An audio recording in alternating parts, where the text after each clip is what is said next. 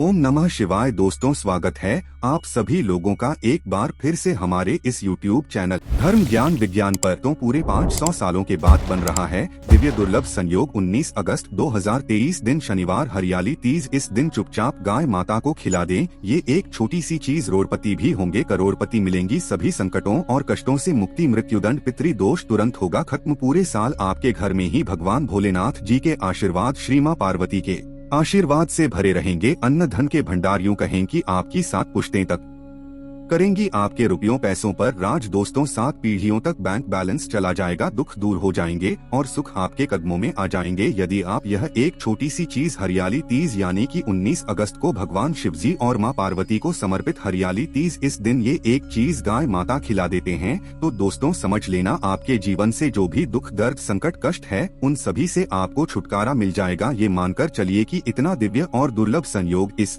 बार हरियाली तीज के दिन पड़ रहा है। दोस्तों, अपने फायदे के लिए पूरा वीडियो देखना। दोस्तों, एक ऐसी खास और महत्वपूर्ण चीज आपको बताएंगे जो आपको गाय माता को खिलानी है, जिस खिलाने से भगवान शिव और माता पार्वती की कृपा आपको प्राप्त होनी है और साथ ही साथ 33 कोटि देवी देवताओं को धारण करने वाली साक्षात गो माता की कृपा भी आपके और आपके परिवार के ऊपर संदेह बनी रहेंगी। दोस्तों, यकीन मानिए, यदि आप इस खास चीज को गोमाता को हरियाली तीज के दिन खिला देते हैं तो आपके जीवन में कोई भी किसी भी प्रकार की दुख दर्द संकट है या आपकी परेशानियां गरीबी पीछा नहीं छोड़ रही तो तत्काल गरीबी समाप्त हो जाएगी और धन आपके घर में चलाएगा। और धन इतना होगा कि 7 पीढ़ियों तक धन दौलत की कमी नहीं होगी। आपके घर में 7 पीढ़ियों तक रुपयों पैसों पर मौज करोगे। इतना अच्छा दुर्लभ संयोग बना है तो दोस्तों मौके को हाथ से मत जाने देना। जिस प्रकार इस वीडियो में हम आपको गाय माता के उपाय बताए उसी प्रकार आप उपायों को करेंगे तो आपको 100% लाभ अवश्य मिलेगा। आप मालामाल हो जाओगे, गरीबी आपके जीवन से हमेशा के लिए खत्म हो जाएगी। तो दोस्तों,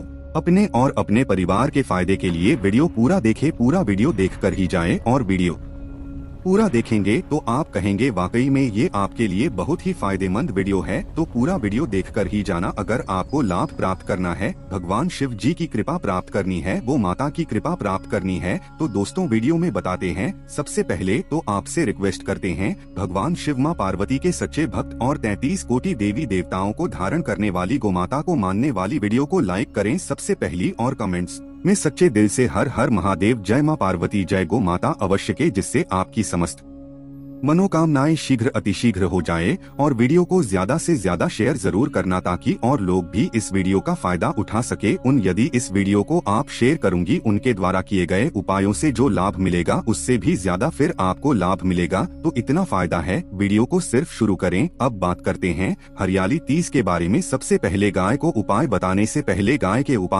से पहले हरियाली तीज से जुड़ी कुछ महत्वपूर्ण बातें, पूजा विधि आपको बता देते हैं, फिर गाय से जुड़े उपायों के बारे में चर्चा करेंगे। तो दोस्तों, हिंदू धर्म में तीज त्योहार का बड़ा महत्व होता है। सावन मास की हरियाली तीज भी महिलाएं बड़े हर्षोल्लास के साथ मनाती हैं। इस दिन सुहागिन ये महिलाएं निर्जला व्रत रखती है और पति की लंबी आयु की कामना करती है और साथ ही साथ कुंवारी कन्याओं के लिए भी यह व्रत बहुत अच्छा होता है। एक अच्छे वर की प्राप्ति हेतु कुंवारी कन्याओं को भी यह व्रत अवश्य रखना चाहिए। उनकी मनोकामना शीघ्र अतिशीघ्र पूर्ण करते हैं भगवान शिव और माँ पार्वतिया। दोस्तों, हर साल श्रावण मास के शुक्ल पक्ष के तृतीया खेती को हरियाली तीज मनाई जाती है। इस साल जो ये पवित्र पावन दिन हमें 19 अगस्त 2030 दिन शनिवार को है तो दोस्तों ये है शनिवार ही हरियाली तीज जाएगी तो बहुत ही शुभ संयोग में है। भगवान शिव माता पार्वती की तो कृपा प्राप्त होगी और साथ ही साथ इस दिन भगवान शनिदेव की भी विधि विधान से पूजा अर्चना करते हैं तो आपकी समस्त मनोकामनाएं पूर्ण हो जाएगी। यूके दोस्तों, इस दिन आप भगवान शिव माता पार्वती के साथ साथ भगवान श्री देवी की विधि विधान से पूजा अर्चना अवश्य करें। शाम के समय एक सरसों के तेल का दीपक पीपल के वृक्ष के नीचे भगवान शनिदेव मंत्र ओम सनसनी चैनवा मंत्र का जाप कृति अवश्य जलाए, लाभ आपको अवश्य मिलेगा। या दोस्तों सभ्य साथ इस दिन आपको बता दें, महिलाएं अखंड सौभाग्य और पति की दीर्घायु के लिए हरियाली तीज का निर्जला व्रत रखती है। यह दिन मां पार्वती और भगवान शिव की आराधना करने के लिए विशेष माना गया है।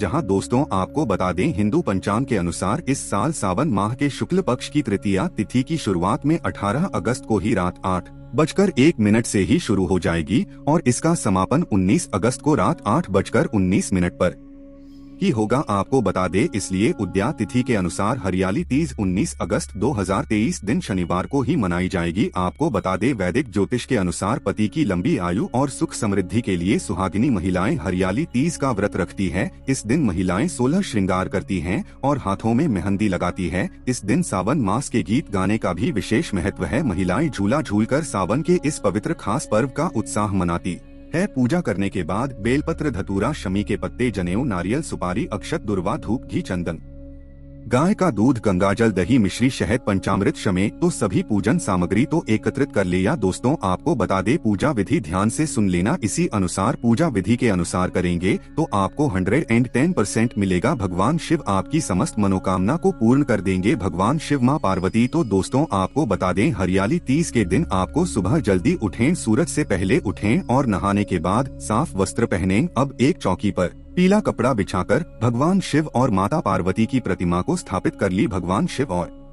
माँ पार्वती की विधि विधान से पूजा अर्चना करें और माँ पार्वती को 16 श्रृंगार का सामान अर्पित करें और पूजा के बाद हरियाली तीज की कथा जरूर सुननी और अंत में भगवान शिव व माँ पार्वती समेत सभी देवी देवताओं की आरती अभी अवश्य करें या सभी देवी देवताओं की आरती अवश्य करनी है। उनका आशीर्वाद आपको लेना है और कामना करनी है कि जो भी आपके जीवन में दुख, दर्द, संकट, कष्ट है उन सभी से छुटकारा आपको मिली। जो गोली भी चली गलती होगी उसे माफ करे और इसके बाद आप अपनी यथाशक्ति सामर्थ्य के अनुसार जो आपसे बने अन्य धन, वस्त्र गरीब और जरूरतमंद को दान करें। तो दोस्तों समझ लेना आपका अच्छा दिन शुरू हो जाएगा। धनप्पन के कर्म करे उसी समय से आपके दिन अच्छे शुरू हो जाएगी। यू मान लिया वन श्री माता पार्वती सबस्त मोगाम्बो कर देगी। और दोस्तों अब बात करें क्या आपको गाय से जुड़े कौन कौन से उपाय करने हरियाली तीज यानी 19 अगस्त को, जिससे भगवान शिव माता पार्वती को प्रसन्न होकर समस्त मनोकामनाओं को पूर्ण करती है और आपकी धार्मिक अन्न धन के भंडार भरे। साथ वीडियो तक धन दौलत की कमी ना हो और 33 कोटि देवी देवताओं को धारण करने वाली गोमाता की भी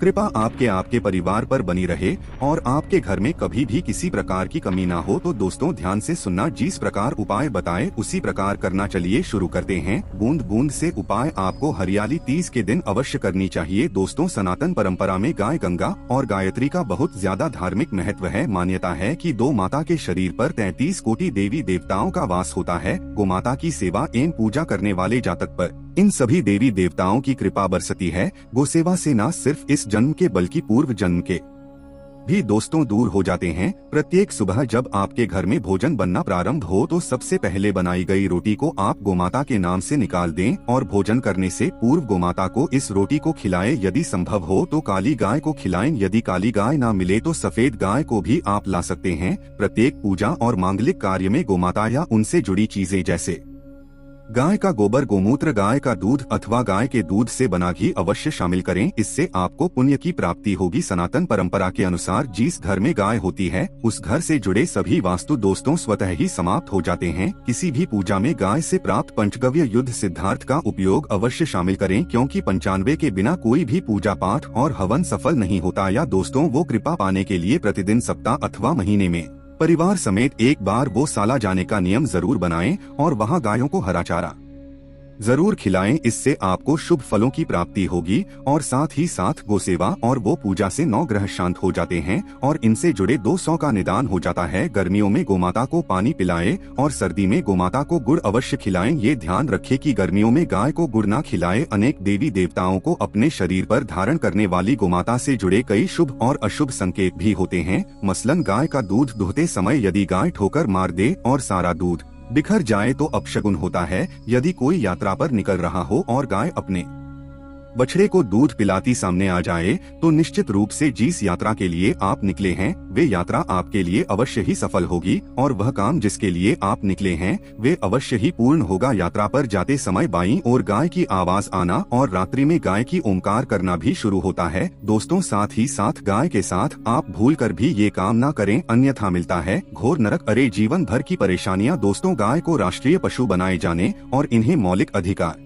दिए जाने की बात हो रही है तो सवाल उठता है कि गाय जब भारतीय कृति का एक हिस्सा है। तब भी गाय के साथ लोग खराब व्यवहार कैसे कर लेते हैं। गाय दर दर भटकती रहती है, भरपेट इन्हें चारा तक लोग नहीं देते। गाय जब तक दूध देती रहती है तो उनकी सेवा होती है, और जैसे ही दूध देना बंद कर देती है तो लोग इन्हें उनकी किस्मत पर छोड़ देते हैं, सड़कों पर और गलियों में भटकने के लिए। ऐसे में गोवंशी जीवों को कोई डंडे से मारता है तो कोई उन पर पानी डाल देता है, कभी वाहनों से इन्हें धोकर लग जाती है तो कभी बीमार होकर बेचारी एक गाय दम तोड़ देती है। ऐसे में जरूरत है इन बातों को जानने की कि गाय को लेकर शास्त्रों में क्या कहा गया है, गाय के साथ आपको कैसा व्यवहार करना चाहिए। या दोस्तों, गाय को कभी भी मारना पीटना नहीं चाहिए। शास्त्रों में गाय को माता का दर्जा दिया गया है। गाय को मारने पीटने वाला माता को मारने पीटने वाले के समान बाप का भागी माना जाता है। ऐसे घरों को नरक लोक में वर्षों तक कष्ट भोगना पड़ता है, अगले जन्म पशु योनि में मिलता है। कथा है कि गौतम मुनि ने गलती से गाय को डंडा मार दिया था, जिससे गाय की मृत्यु हो गई थी, और इस पाप से मुक्ति के लिए इन्हें वर्षों तक तपस्या करनी पड़ी। भगवान श्री कृष्ण जी ने बैल स्वरूप में आए वृतासुर का वध कर दिया था, जिससे मुक्ति के लिए भगवान श्री कृष्ण को संपूर्ण तीर्थों को एक कुंड में बुलाना पड़ा, और इस कुंड में स्नान से वह पाप मुक्त हो गई थी। या दोस्तों, साथ के साथ जो लोग पानी पी रही गाय को भगाते हैं वे घोर पापी के भागी बनकर नरक भोगते हैं, ऐसा पुराण में बताया गया है। जबकि दो लोग गाय के लिए प्याऊ और चारा बनवाते हैं वह महाभाग्यवान होते हैं। ऐसे लोग घोर पाप से मुक्त होकर स्वर्ग पा जाते हैं और बड़े ही धनवान कुल में जन्म लेकर सुख भोगते हैं, और साथ ही साथ आराम कर रही गाय को कष्ट देकर कभी भी उठाना नहीं चाहिए। कहते हैं कि जिस स्थान पर गाय बैठी है वहां से नकारात्मक ऊर्जा समाप्त हो जाती है। गाय के बैठने की जगह को जो लोग नियमित साफ रखते हैं वे पूर्व जन्म में किए गए जाने अनजाने में पापों से मुक्ति हो जाते हैं और गोलोक में स्थान पाते हैं। गाय को डंडा मारकर उठाना, पानी डालकर उठाने से मनुष्य पाप का भागी बनता है और अगले जन्म में उसे दर दर भटकना पड़ता है। और साथ ही साथ शास्त्रों में बताया गया है कि गाय का दूध उसके बछड़े के लिए होता है। गाय के बछड़े से बचा हुआ दूध ही मनुष्य को लेना चाहिए, लेकिन कुछ लोग एक बार गाय को लेने के बाद फिर से बछड़े के लिए बचा हुआ दूध लेते हैं। ऐसा करना घोर पाप कहा जाता है। ऐसे दूध को दुखाने वाला और ग्रहण करने वाला दोनों ही पाप की भागी बन जाते हैं। दोस्तों, साथ के साथ शास्त्रों में कहा गया है कि गोवंश यानी गाय और बैल की पीठ पर नहीं बैठना चाहिए। इनके पीठ पर बैठने से महापाप लगता है। ऐसे लोगों को नरक की यातना भुगतनी पड़ती है। एकमात्र महादेव के अंश के उत्पन्न नंदी ही गोवंशी है, जिस पर स्वयं महादेव और महादेवी सवारी करती है, क्योंकि नंदी ने स्वयं अपनी एक सा से महादेव की सवारी बनना स्वीकार किया था। और साथ ही साथ शास्त्रों में गाय के दान को बहुत ही महत्व दिया गया है, लेकिन ऐसी गाय का दान कभी नहीं करना चाहिए जो बूढ़ी और बीमार हो। कठोपनिषद में नचिकेता की कथा भी इस संदर्भ में है कि जिस नचिकेता ने पिता द्वारा बूढ़ी गाय को दान करने पर आपत्ति जताई थी, दूध देने वाली और बछड़े सहित जो लोग गाय का दान करते हैं वह महान पुण्य को प्राप्त करके स्वर्ग में इस स्थान पाते हैं। दूसरों, साथ ही साथ सूर्य, चंद्र, मंगल या शुक्र की युति राहु से हो तो पितृदोष होता है। यह भी मान्यता है कि सूर्य का संबंध पिता से, मंगल का संबंध रक्त से होने के कारण सूर्य यदि शनि, राहु या केतु के साथ स्थित हो या दृष्टि संबंधी हो तथा मंगल की युति राहु या केतु से हो तो पितृदोष होता है। इस दोष से जीवन संघर्ष में बन जाता है। यदि पितृदोष हो तो गाय को प्रतिदिन या किसी भी एकादशी को या किसी पूर्णिमा के दिन या अमावस्या को रोटी, गुड़, चारा आदि खिलाने से पितृ दूर से समाप्त हो जाता है। साथ ही साथ देसी गाय की पीठ पर जो खुद को बड़ा होता है वह बृहस्पति गुरु हैं। आठ जन्मपत्री में यदि बृहस्पति अपनी नीच राशि मकर में हो या अशुभ स्थिति में हो तो देसी गाय के इस बृहस्पति भाग शिवलिंग रूपी कुबेर के दर्शन करने चाहिए। गुण तथा चने की दाल रखकर गाय को रोटी भी दे, इससे आप उस शुभ फलों की प्राप्ति होगी। और साथ ही साथ यदि आप रास्ते में जा रहे हो और सामने से गोमाता आती हुई दिखाई दे तो गोमाता को आप अपनी दाहिनी ओर से जाने देना चाहिए। आपकी यात्रा अवश्य ही सफल होगी। और साथ ही साथ ये संकेत भी जान ले, यदि आप यात्रा पर जा रहे हैं और सामने आपके गाय पड़ जाए अथवा अपने बछड़े को दूध पिलाती हुई सामने गाय दिखाई दिए जाए तो समझ जाना कि वह यात्रा आपके लिए अवश्य ही सफल होंगी। और साथ ही साथ जिस घर में गाय होती है उसमें वास्तुदोष स्वतः ही समाप्त हो जाता है। और साथ ही साथ आपको बता दें कि गाय को आप जो भी रोटी बनाए प्रतिदिन ताजी रोटी ही बनाए। गाय को अगर आपने रोटी बनाई है तो कोशिश करें कि उस रोटी को आप तुरंत ही गाय को दे दें। अगर आप उस रोटी को रख देंगे और उस रोटी को अगले दिन देंगे तो वह रोटी बासी मानी जाएगी। गाय को कभी भी बासी रोटी ना दे, इससे घर में नकारात्मक ऊर्जा वास करती है और जो भी कार्य आपके बनने वाले होंगे वे कार्य भी आपके बिल्कुल भी नहीं बनेंगे। इससे आपके घर में हमेशा दर्द बढ़ता का वास रहेगा और आप जिस भी कार्य को करेंगे उस कार्य में आपको हमेशा असफलता ही हाथ लगेंगी। इसलिए कोशिश करें गाय को रोजाना ताज़ी रोटी बनाकर खिलाएं और रोटी को बिल्कुल ना रखें। बासी रोटी गाय को ना दे और साथ ही साथ सड़ी गली चीजें गाय को नहीं खिलानी चाहिए। कि घर में कोई फल है, कोई सब्जी है, सो जाए तो लोग क्या करते हैं,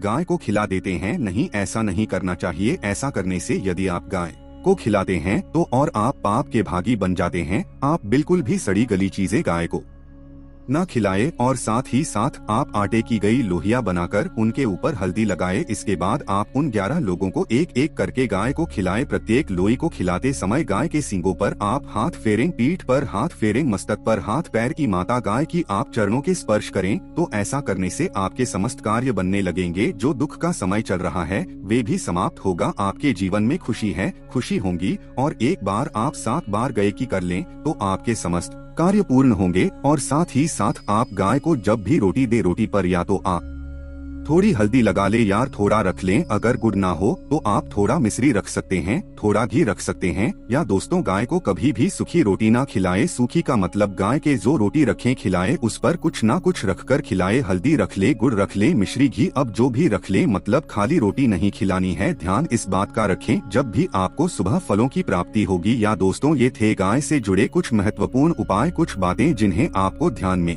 जरूर रखना चाहिए। अगर आप भी यही चाहते हैं कि माता लक्ष्मी जी की कृपा आप पर बनी रहे तो चैनल को सब्सक्राइब जरूर कीजिएगा और साथ ही साथ बेल को भी प्रेस कर लीजिएगा। धन्यवाद।